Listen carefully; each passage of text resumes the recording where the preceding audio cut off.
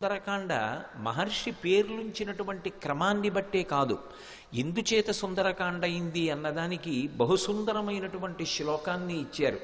సుందరే సుందరో రామ, సుందరే సుందరీ కథ, సుందరే సుందరీ సీత, సుందరే సుందరం వనం, సుందరే సుందరం కావ్యం, సుందరే సుందరం కపి, సుందరే సుందరం మంత్రం, సుందరే కిన్న సుందరం. అసలు సుందరకాండలో సుందరం కానిదేముంది? సుందరే సుందరో రామ, రాముడి లాంటి సుందరుడు లోకంలో ఉండడు. ఎందుచేతంటే పుంసాం మోహన రూపాయ పుణ్యశ్లోకాయ మంగళం. ఎక్కడైనా లోకంలో ఒక అందమైనటువంటి పురుషుణ్ణి చూసి ఒక స్త్రీ మోహించడం అన్నది లోకంలో సాధారణంగా ఉండేటటువంటి విషయం. కానీ రామచంద్రమూర్తి యొక్క సౌందర్యం ఎంత గొప్పది అంటే, అన్నిటినీ విడిచిపెట్టి పరబ్రహ్మాన్ని చేరుకోవాలని అరణ్యములకు వెళ్ళి తపస్సు చేసినటువంటి మునులు కూడా రామచంద్రమూర్తి యొక్క దర్శనమైనంత మాత్రం చేత రాముని యొక్క సౌందర్యానికి వశపడి మోహించారు. ఆయన పురుషుడు, మేం పురుషులం అన్న విషయాన్ని కూడా మరిచిపోయారు. పుంసాం మోహన రూపాయ పుణ్యశ్లోకాయ మంగళం. అంతటి సుందరాకారుడు. ఆంతరముగా చూస్తే అసలు రాముని యొక్క గుణములు అద్వితీయములు. అందుకే రామాయణ ప్రారంభంలోనే నారద మహర్షి వచ్చినప్పుడు వాల్మీకి అడుగుతారు, కోన్వస్మిన్ సంప్రదంలోకే గుణవాన్ కశ్చ వీర్యవాన్, ధర్మజ్ఞశ్చ కృతజ్ఞశ్చ సత్యవాక్యో దృఢవ్రతః, చారిత్రేణి చ కోయుక్తః, సర్వభూతేషు కోహితః, విద్వాన్ కః కస్సమర్థశ్చ కశ్చైక ప్రియదర్శనః, ఆత్మవాన్ కో జితక్రోధో ద్యుతిమాన్ కో ననసూయకః, కస్య బిభ్యతి దేవాశ్చ జాత రోషస్య సంయుగే అని అడిగారు. 16 గుణములు పరిపూర్ణముగా కలిగినటువంటి మనుష్యుడు ఈ కాలమునందు ఎక్కడ ఉన్నాడో నాకు చెప్పమన్నారు. ఈ కాలమునందు 16 గుణములు పరిపూర్ణముగా కలిగినటువంటి మనుష్యుడిగా రామచంద్రమూర్తిని ఆనాడు నారదుడు వాల్మీకి మహర్షితో చెప్తే సంక్షేప రామాయణం వచ్చింది. బాహ్యంలో ఎంత అందగాడో ఆంతరమునందు అంత సుగుణాభిరాముడు. అందుకే సుందరే సుందరో రామ, సుందరే సుందరీ కథ, పరమసుందరి బాలాత్రిపుర సుందరి అయోనిజ. ఆ తల్లి మనుష్యకాంతగా జన్మించినది కాదు. అందుకే రామచంద్రమూర్తితో కలిసి అరణ్యవాసానికి వెళ్ళిన తరువాత మంత్రి అయినటువంటి సుమంత్రుడు అరణ్యానికి వెళ్ళి సీతారాములు ఎలా ఉన్నారు అన్న విషయాన్ని చూసి తిరిగి వచ్చి కౌసల్యతోటి దశరథుడితోటి మాట్లాడుతున్నప్పుడు ముందు మా కోడలు ఎలా ఉంది అని అడిగారు. కొడుకు కాదు. ఎందుచేత అంటే తన కొడుకుని నమ్ముకుని వచ్చినటువంటి పిల్ల, ఆ పిల్ల సంతోషంగా ఉండగలుగుతోందా అరణ్యంలో అని అడిగితే సుమంత్రుడు అంటాడు, బాలేన రమతే సీత బాలచంద్ర నిభానన, రామ రామే హ్యదీనాత్మ విజనేపి వనేసతి అంటాడు అయోధ్యకాండలో. ఆమె సాక్షాత్తు బాలాత్రిపుర సుందరి. ఆ తల్లి లలితాపరాభట్టారిక. ఆమెయే జగన్మాత అయినటువంటి శ్రీ మహాలక్ష్మి అయోనిజ. అందుకే తానే అనసూయమ్మతో చెప్పుకుంది, నేను పుట్టినప్పుడు నేనే పేరించుకున్నాను, సీత అని పేరు పెట్టుకున్నాను. అధమే కృషత క్షేత్రం లంగలా దుద్ధితామయ, క్షేత్రం శోధయతా లబ్ధ్వా నామ్నా సీతీతి విశ్రుత అన్నాడు జనక మహారాజు గారు బాలకాండలో. ఆ సీతమ్మ తల్లి యొక్క చరిత్రని విశ్వామిత్రుడితో చెప్తూ, ఆమెకి పేరు నేను ఉంచలేదు, నేను యజ్ఞం చేద్దామని నాగలి పెట్టి భూమిని దున్నుతున్నప్పుడు తనంత తాను భూమిలోంచి పైకి లేచింది. ఏదో పద్మావతీదేవిలా మందసంలో లభించలేదు. ఉద్ధిత, భూమిని చీల్చుకుని చెట్టు లేచినట్టు పైకి లేచింది. నేను ఆమెని చేత్తో పట్టుకుని, ఈమె నాకు భూమిలోంచి పైకి లేచి లభించింది, ధర్మమునందు ఈమె నాకేమవుతుంది అని నిలబడ్డాను. నిలబడితే అంతరిక్షీచవాగుప్త ప్రతిమా మానుషీకిల, అంతరిక్షంలోంచి వాక్కు వినపడింది, ధర్మేణ తనయాతవ, నీకు కుమార్తెగా రావాలని అయోనిజ అయినటువంటి జగన్మాత భూమి నుండి పైకి లేచి నీకు లభించింది, అందుచేత ఈమె ధర్మము చేత నీకు కుమార్తె అని వినపడింది. జనకుని కుమార్తె కాబట్టి జానకి అని పిలిపించుకుంది. కానీ నామ్నా సీతీతి విశ్రుత అన్నాడైన. నేను ఉంచలేదు, భూమిని చీల్చుకుని నాగేటి చాలు తగిలి పైకొచ్చింది కాబట్టి సీత అన్న పేరుతో ఆమె వర్ధిల్లింది అన్నాడు. అటువంటి జగన్మాత అయోనిజ. ఒక మనుష్య కాంత ఎంత శక్తిని పొందుతుందో పాతివ్రత్యం చేత, భర్తని అనుగమించడం అనేటటువంటిది ఎంత గొప్ప ధర్మమో లోకానికి ఆవిష్కరించడం కోసమని ఆ తల్లి పరమపాతివ్రత్యాన్ని వ్రతంగా చేపట్టింది. మనుష్యకాంతగా వచ్చిన శ్రీరామాయణంలోనే సుందరకాండలో అంటుంది, అసందేశాత్తు రామశ్చ తపసశ్చ అనుపాలనాత్ నత్వాం కుర్మి దశగ్రీవా భస్మ భస్మార్హితేజస అంటుంది. నా భర్త రాముడి అనుజ్ఞ లేదు, లేకపోతే నా పాతివ్రత్య శక్తి చేత నిన్ను బూదికుప్పగా చేసి ఉండేదాన్ని కేవలం నా మాట చేత అంటుంది. అంతటి మహాపాతివ్రత్యాన్ని అవలంబించినటువంటి తల్లి, ఒక పతివ్రత యొక్క శక్తి ఎలా ఉంటుందో చెప్పినటువంటి తల్లి. అందుకే వాల్మీకి మహర్షి నిజానికి రామాయణానికి పెట్టుకున్న పేరు సీతాయాశ్చరితం మహత్, ఇది సీతమ్మ కథ అని చెప్పుకున్నారు. అంతటి సుగుణముల రాశి అయినటువంటి సీతమ్మ యొక్క వైభవాన్ని ఆవిష్కరించినటువంటి కాండ కాబట్టి ఆ తల్లి పాతివ్రత్యం ఎంత గొప్పదో నిరూపించుకుంది సుందరకాండలో. సుందరకాండ గొప్పతనం ఏమిటంటే, ఒక వ్యక్తి గొప్పతనాన్ని వేరొకరు చెప్పరు, ఎవరి గొప్పతనాన్ని వాళ్ళు నిరూపించుకుంటారు. హనుమ తానెంత గొప్పవారో తాను నిరూపించుకుంటారు. రామ కథ ఎంత గొప్పదో 1కి 10 మార్లు చెప్పబడి రామ కథ గమనం యొక్క విశేషాన్ని సుందరకాండ నిరూపిస్తుంది. సీతమ్మ తన పాతివ్రత్యం ఎంతటిదో, హనుమ తోకకి నిప్పు పెట్టబడినప్పుడు ఒక్కసారి ఆ తల్లి ప్రతిజ్ఞ చేస్తే వెంటనే అగ్నిహోత్రం కూడా వెన్నముద్దలా అయిపోయింది. తన పాతివ్రత్య ప్రభావాన్ని ఆవిడ నిరూపించుకుంది. ఇలా ఎవరికి వారు తమ వైభవాన్ని నిరూపించుకున్నారు.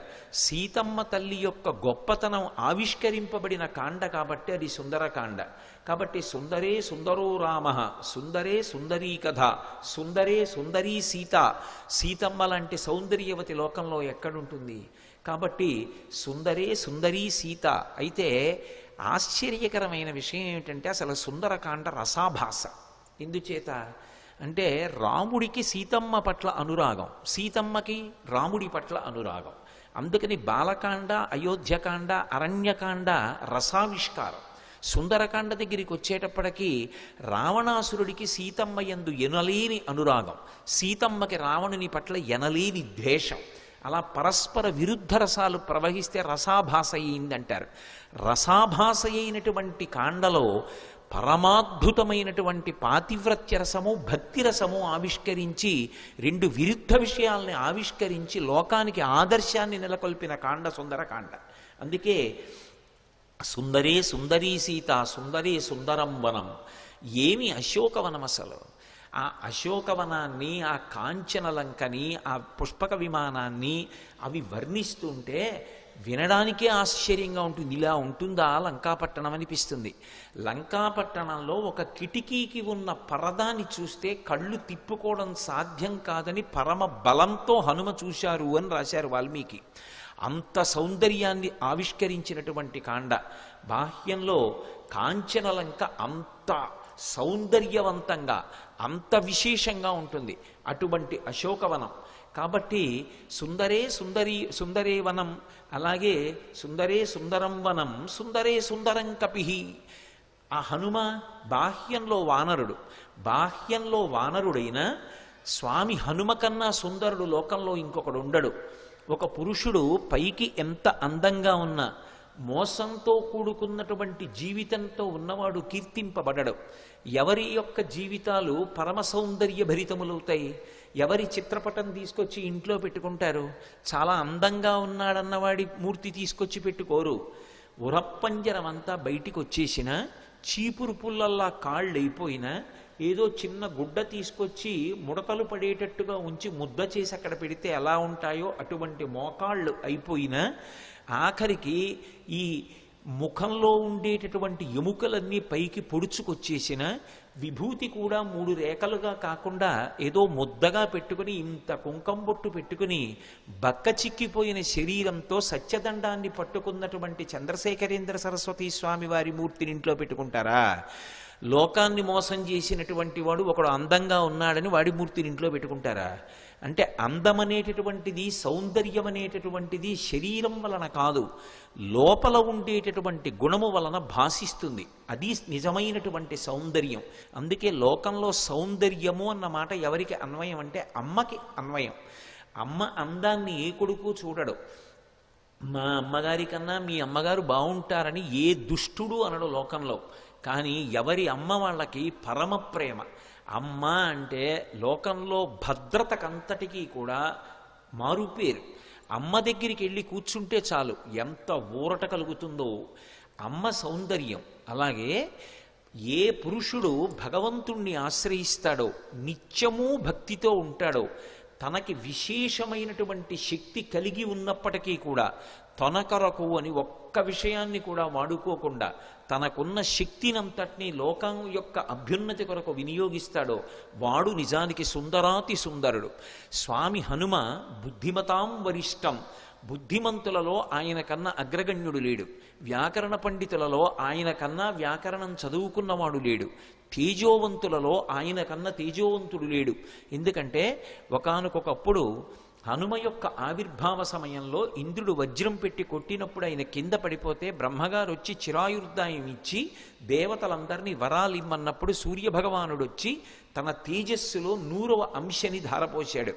నేను ఈయనకి గురువుగా ఉండి వాంగ్మిని చేస్తాను, ఈయన మాట్లాడితే అందరూ నిశ్చేష్టులై వింటారు, అంత గొప్ప వాగ్వైభవాన్ని ఇచ్చి అటువంటి వ్యాకరణాన్ని నేర్పుతానన్నాడు. అంత గొప్ప విద్వాంసుడు. ఆయన శక్తి సామాన్యమైన శక్తి కాదు. హనుమ దీని చేత కట్టబడ్డారని కానీ వీరి చేతిలో ఓడిపోయారని కానీ ఉండదు. ఇంత శక్తి కలిగినటువంటి వారు తనని స్తోత్రం చేస్తే రారు. కానీ రామకథ చెప్పినా, సుందరకాండ చెప్పినా, సీతమ్మ గురించి చెప్పినా, ప్రత్యేకించి సుందరకాండ జరుగుతున్నప్పుడు హనుమ వచ్చి తీరుతారు.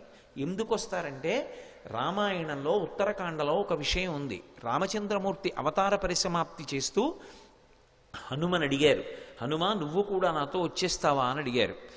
అక్కర్లేదు, మీ నామము మీ కథ ఎంతకాలం ఉంటుందో అంతకాలము నేను ఈ భూమి మీద ఉంటానన్నారు. ఇప్పుడు రామచంద్రమూర్తి ఒక వరం ఇచ్చారు.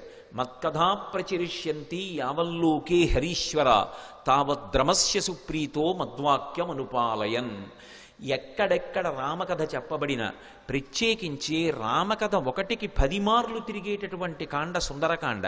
మిగిలిన అన్ని కాండల్లో రాముడు కనపడతాడు, ఒక్క సుందరకాండలో మాత్రం రాముడు కనపడడు. కానీ రామ నామబలం, రామ కథాబలం ఆవిష్కరింపబడతాయి. మృత సంజీవని, చచ్చిపోయే వాళ్ళు కూడా రామ కథ విన్నంత మాత్రం చేత మళ్ళీ బ్రతుకుతారు.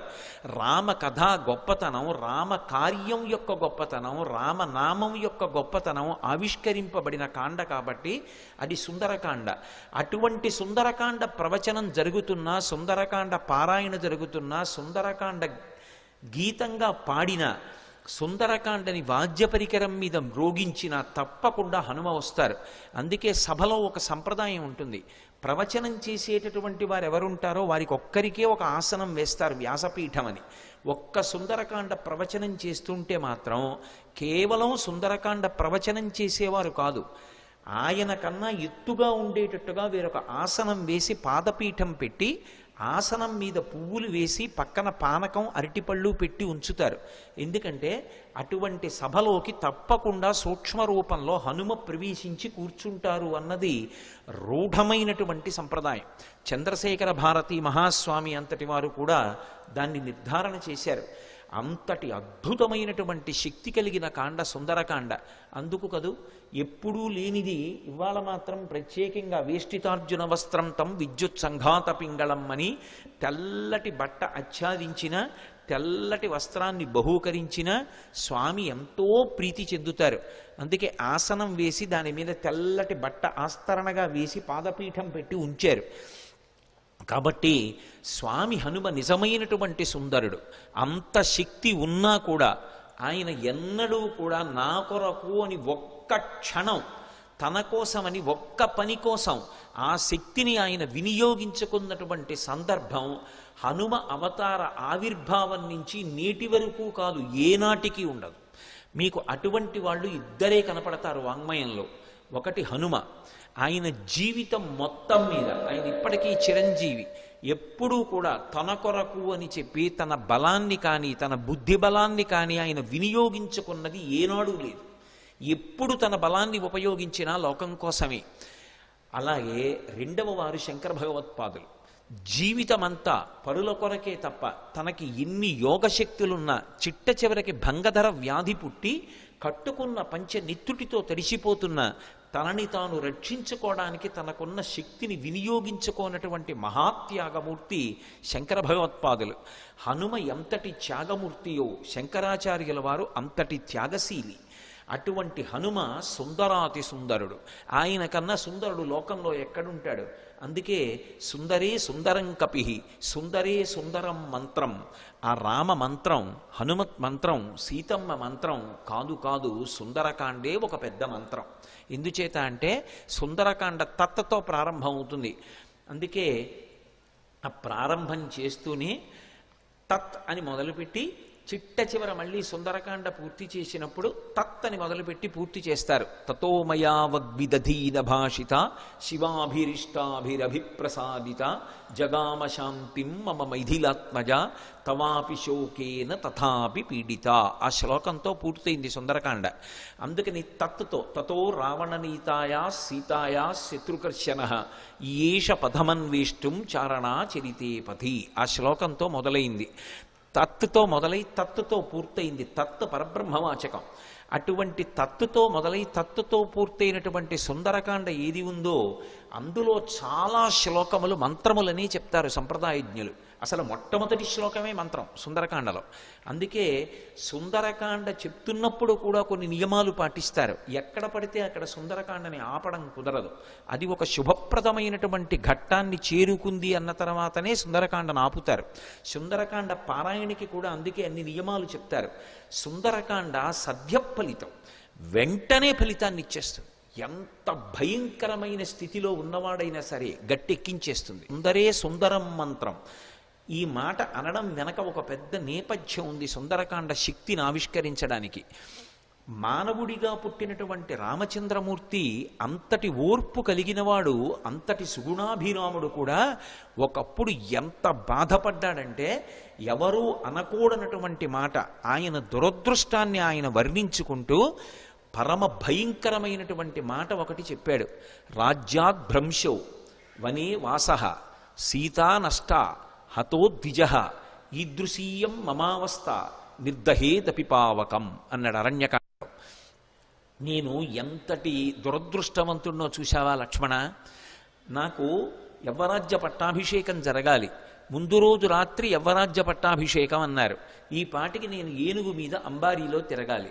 అటువంటిది ఇవాళ రాత్రి యవ్వరాజ్య పట్టాభిషేకం అనుకున్నది మరునాటు పొద్దున్న అభిషేక సమయానికి తప్పిపోయింది. రాజ్యాద్భ్రంశో, రాజ్యం పోయింది. పోని రాజ్యం పోతే పోయింది. అంతఃపురంలో ఉన్నానా? వనే వాసః, అరణ్యానికి వచ్చేసాను. పోనీలే ఏదో అరణ్యానికి వచ్చాను. వచ్చినా కూడా సీతమ్మ పక్కనుంది కాబట్టి ప్రశాంతంగా గడిపేశాను. సీతారాముల దాంపత్యం అటువంటిది అనుకుంటే సీతా నష్ట, సీతమ్మ అపహరింపబడింది. ఎక్కడుందో కూడా జాడ తెలియదు. ఇంతటి విలుకాణ్ణి అయినా నా భార్యని రక్షించుకోలేకపోతున్నాను. సీతా నష్ట హతో ద్విజ. నేనున్నాను అని దశరథ మహారాజు గారితో సమానమైనటువంటి వాడు, నాకు స్నేహితుడు, పాపం పరుగు పరుగున వచ్చి నాతో పాటు ఉండి నాకు సేవలందిస్తున్నటువంటి జటాయువు మరణించాడు. హతో ద్విజ ఈదృశీయం మమావస్థ. నా అవస్థ ఎంత దారుణంగా ఉందో చూశావా లక్ష్మణ. నిర్దహేదపి పావకం. నీకొకటి చెప్పనా? నా శోకము ఎటువంటిదంటే లోకంలో ఏ వస్తువునైనా అగ్ని కాలుస్తుంది, కానీ నా శోకం అగ్నిని కాల్చేస్తుంది. ఇన్ని దురదృష్టాలు ఏ వ్యక్తిని వెంటాడవు. దెబ్బ మీద దెబ్బ, దెబ్బ మీద దెబ్బ, ఎంత కష్టపడుతున్నానో చూశావా అన్నాడు. అయోధ్యకాండ మొట్టమొదటి శ్లోకం దగ్గర ప్రారంభమయ్యాయి కష్టాలు. బాలకాండ చిట్ట చివరి శ్లోకం వరకు సంతోషం. అయోధ్యకాండ ప్రారంభమైంది అంతే, సింహాసనం కదిలిపోతోంది అన్న సూచన వచ్చేటట్టుగా ప్రారంభమైంది అయోధ్యకాండ. ఇక అక్కడి నుంచి కష్టాలు. అయోధ్యకాండ చాలా పెద్ద కాండ. అయోధ్యకాండలో ఎన్ని కష్టాలు, అరణ్యకాండ ఎన్ని కష్టాలు, కిష్కింధకాండ ఎన్ని కష్టాలు. సుందరకాండ ప్రారంభం అవ్వాలి. కిష్కింధకాండ చివరి దగ్గరికి వచ్చేటప్పటికే అందరి కష్టాలు తొలగిపోతున్నాయి అనడానికి కావలసినటువంటి శుభవార్తతో కిష్కింధకాండ చివర ప్రారంభమై సుందరకాండ మొదలు ప్రారంభమైంది. రాముడికి ఉపశాంతి, సీతమ్మకి ఉపశాంతి, వానరులకు ఉపశాంతి, హనుమ కార్యసాధన చేస్తున్నారు. మహానుభావుడైనటువంటి హనుమకి శాప విమోచనమైంది. అందుకే అయోధ్యకాండ దగ్గర నుంచి కిష్కింధకాండ చివరి వరకు కష్టాలు పడినటువంటి వాళ్ళందరి కష్టాలు తొలగిపోవడం అనేటటువంటిది ప్రారంభమైన కాండ సుందరకాండ కాబట్టి సుందరకాండ విన్నంత మాత్రం చేత ఎవరికి ఎన్ని కష్టాలున్నా కష్టాలు తొలగిపోయి ప్రశాంతతని పొందుతారని, సంతోషాన్ని పొందుతారని, అది ఎంతటి శక్తివంతమైనది అంటే సుందరకాండ విన్నంత మాత్రం చేత తరువుకొస్తున్నటువంటి అపమృత్యువు తొలగిపోతుంది అని. ఈ మాట చెప్పేటప్పుడు నేను పరమ విశ్వాసంతో చెప్తున్నాను.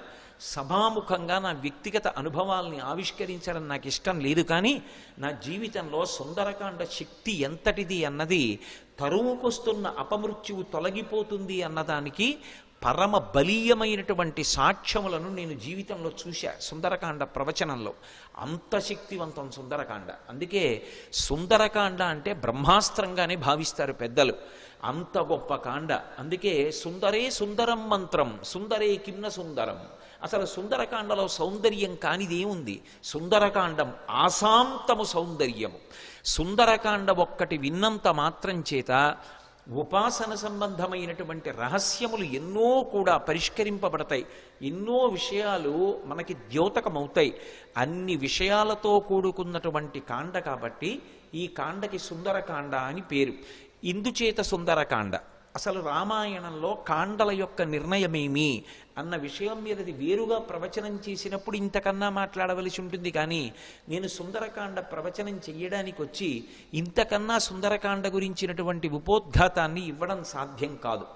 అంత శక్తివంతమైనటువంటి సుందరకాండ యొక్క ప్రారంభం ఎక్కడ అంటే, నిజానికి మొదటి శ్లోకం తతో రావణనీతాయా అయినా దానికన్నా నేపథ్యం కిష్కింధకాండ చివరిలో పడింది. ఎందుచేత అంటే కిష్కింధకాండ చివరికి వచ్చేటప్పటికి అందరూ శోక సముద్రంలో ఉన్నారు.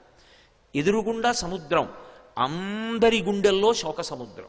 ఎందుచేత ఎప్పుడో తప్పిపోయింది సీతమ్మ, జాడ తెలియదు. రాముడు ఏడుస్తున్నాడు, అన్న ఏడుస్తున్నాడు, లక్ష్మణుడు ఏడుస్తున్నాడు, భరతుడు అన్న కోసం ఏడుస్తున్నాడు, కౌసల్య సుమిత్ర కైకేయి బిడ్డల కోసం, రాముడి కోసం, కోడల కోసం, నందిగ్రామం వెళ్ళిపోయిన భరతుడి కోసం ఏడుస్తున్నారు. అసలు కోసల దేశ వాసులు ఎప్పుడు రాముడు వస్తాడని ఏడుస్తున్నారు. అవతల వానరులు సీతమ్మ జాడ తెలియలేదు. మాట ఇచ్చినటువంటి సుగ్రీవుడు సీతమ్మ జాడ కనిపెడతానన్నవాడు ఎలా కనిపెడతాడు? మాట దక్కించుకోగలడా? వానరులు ఏడుస్తున్నారు. సుగ్రీవుడు నా మాట నిలబడుతుందా? సీతమ్మ యొక్క జాడ కనిపెట్టి తేగలిగిన వాడు ఉన్నాడా? హనుమ కార్యం సాధించగలరన్న నమ్మకం ఉంది, కానీ అది జరిగే వరకు ఉద్విగ్నతతో ఉన్నాడు. అందరి హృదయాలు కూడా అత్యంత ఉద్విగ్నతతో కూడుకున్నటువంటి సందర్భంలో ఉన్నాయి. దక్షిణ దిక్కుకు వెళ్ళినటువంటి అంగదుడి నాయకత్వంలో వెళ్ళినటువంటి వానర సమూహంలో హనుమ సభ్యులు. కానీ ఆ వెళ్ళినటువంటి బృందం ఒక పెద్ద బిలంలో చిక్కుపడిపోయింది. ఆ చిక్కుపడిపోయినటువంటి కారణం చేత సుగ్రీవుడిచ్చినటువంటి కాలం దాటిపోయింది. సుగ్రీవుడిచ్చినటువంటి కాలం దాటిపోయింది కాబట్టి వెనక్కి వెడితే సుగ్రీవుడు చంపేస్తాడు. సుగ్రీవాజ్ఞ ఖచ్చితంగా తిరిగి రాకపోతే శిరచ్ఛేదం చేస్తానన్నాడు. వెనక్కి వెడితే సుగ్రీవుడు చంపేస్తాడు. అందుకని వాళ్ళకి బ్రతకాలనుంది, కానీ బ్రతకడానికి మార్గం లేదు. ఇది సుందరకాండ ప్రారంభం. కష్టమన్న మాటకి చిట్ట చివరి స్థితి ఏది అంటే, బ్రతకాలని ఉన్నా ఇక బ్రతకడానికి మార్గం లేదు. అంత పెద్ద కష్టంలో ఉన్నారు. వెనక్కి వెడితే సుగ్రీవుడు చంపుతాడు, ముందుకు వెళ్ళడానికి మార్గం తెలియదు, సీతమ్మ ఎక్కడుందో జాడ తెలియదు. అందుకని ప్రాయోపవేశం చేశారు. మేమందరం చచ్చిపోతామని పడుకున్నారు. మేమేమి ముట్టుకోం, మా అంతటా మా శరీరాలు పడిపోతాయి, లేదా క్రూర మృగాలో పక్షులో ఏవో వచ్చి మమ్మల్ని చంపేస్తాయి, తినేస్తాయి అని పడుకున్నారు. నిజంగా వాళ్ళు చచ్చిపోదామని అనుకోవట్లేదు, బ్రతకాలనుంది, కానీ చచ్చిపోవడం వినా మార్గం లేదు. అది అక్కడున్న స్థితి. అంత శోక సముద్రంలో ఉన్నారు. అటువంటి స్థితిలో అకస్మాత్తుగా ఒక పక్షి అరిచింది. వాళ్ళు తెలిసో తెలియకో రామకథ చెప్పుకున్నారు పడుకుని. ఇదెక్కడి ప్రారంభం వచ్చిందిరా మనకి? ఎక్కడో కోసల దేశానికి అయోధ్య రాజధాని. అయోధ్యని పరిపాలించిన వాడు దశరథుడా? దశరథుడికి 3 భార్యలా? 60,000 సంవత్సరముల వయస్సు వచ్చే వరకు బిడ్డలు లేరా? బిడ్డలు పుట్టకపోవడానికి ఎదురొచ్చినటువంటి పాపాన్ని పోగొట్టుకోవడానికి అశ్వమేధయాగం చేసి మంచి కుమారుల్ని పొందడానికి పుత్రకామేష్టి చేశాడా? చేసిన యజ్ఞ ఫలితంగా రామలక్ష్మణ భరత శత్రుఘ్నులు అనేటటువంటి 4 ఉత్తములైన కుమారుల్ని పొందాడా? పెద్దవాడు సుగుణాభిరాముడా? సీతమ్మ తల్లితో కలిసి తండ్రి మాట నిజం చేయడానికి అరణ్యవాసానికి వెళ్ళాడా? సీతమ్మ తల్లిని రాక్షసుడు అపహరించాడా? ఆ రామచంద్రమూర్తికి మన ప్రభువైన సుగ్రీవుడితో స్నేహం కుదిరిందా? వాలిని సంహరించి సుగ్రీవుడికి పట్టాభిషేకం చేశాడా? నీకెందుకు సీతమ్మ జాడ కనిపెడతానని మన ప్రభువైన సుగ్రీవుడు మాటిచ్చాడా? ఇచ్చిన మాట నిలబెట్టుకోవడానికి అన్ని దిక్కులకి వానరుల్ని పంపి మన ప్రారంధం కొద్దీ దక్షిణ దిక్కుకి మనని పంపాడా? మనం ఈ బిలంలో చిక్కుబడిపోయామా? సమయం దాటిపోయిందా? బ్రతకడానికి మార్గం లేక ప్రాయోపవేశం చేసి చచ్చిపోవడానికి సిద్ధపడుతున్నామా? మన కుటుంబాలు ఏమైపోతాయో, మన జాడ తెలియక ఎలా ఏడుస్తారో అని తెలిసో తెలియకో రామకథ చెప్పుకుంటున్నారు. అకస్మాత్తుగా ఓ పెద్ద పక్షి అరిచింది. ఎవడురా నా తమ్ముడైన జటాయువు పేరెత్తినవాడు అంది. వాళ్ళు కథాపరంగా జటాయువు పేరు చెప్పారు. వాళ్ళు చచ్చిపోదామనుంది, పక్షి వచ్చింది చంపేస్తుందేమో అన్నారు. అప్పుడు వెళ్ళి అడిగారు, ఎవరు నువ్వు అన్నారు. నేను జటాయువు యొక్క సోదరుడు సంపాతిని. నా రెక్కలు కాలిపోయాయి, నాకు రెక్కలు లేవు, నన్ను తీసుకెళ్ళండి సముద్రం దగ్గరికి, నా తమ్ముడు మరణించాడన్న వార్త తెలిసింది కాబట్టి నేను జలతర్పణ చేస్తానంది. జలతర్పణ చేసి మీరు ఎందుకు బాధపడుతున్నారని అడిగింది. సీతమ్మ జాడ తెలియదు అన్నారు. నేను సంపాతిని, నాకు విశేషమైనటువంటి దృష్టిశక్తి, నేను ఇక్కడ కూర్చుని చూస్తున్నాను, అదిగో లంకాపట్టణంలో సీతమ్మ ఉంది, నా మాట నమ్మండి, మీరు బయలుదేరండి, లంకలో అన్వేషించండి, మీకు సీతమ్మ కనపడుతుంది అంది. శ్రీ ఉమామహేశ్వర పరబ్రహ్మార్పణమస్తు. స్వస్తి.